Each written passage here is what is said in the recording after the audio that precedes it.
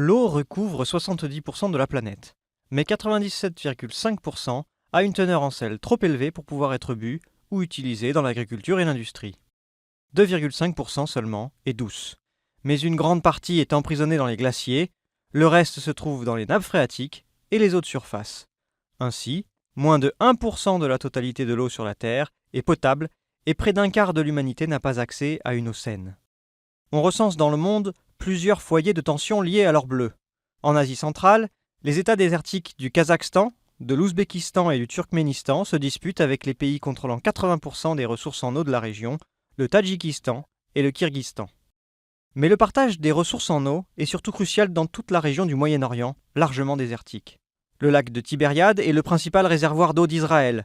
Il est en grande partie alimenté par les eaux du Jourdain, dont les 3 sources jaillissent au point de jonction des frontières d'Israël, du Liban et de la Syrie. La question de l'eau est depuis le milieu des années 60 l'une des principales causes du contentieux israélo-syrien. Elle est à l'origine notamment de la guerre des 6 jours. Ainsi, en juin 1967, l'armée israélienne a conquis des territoires stratégiques pour leurs ressources en eau. Le plateau du Golan, la Cisjordanie et Gaza, qui représentent près de 60% des ressources en eau d'Israël. L'eau constitue une richesse inégalement répartie ailleurs au Proche-Orient. Le Tigre et l'Euphrate prennent leurs sources dans les montagnes de Turquie. La Syrie et l'Irak sont ainsi dépendants d'un pays tiers pour cette ressource vitale.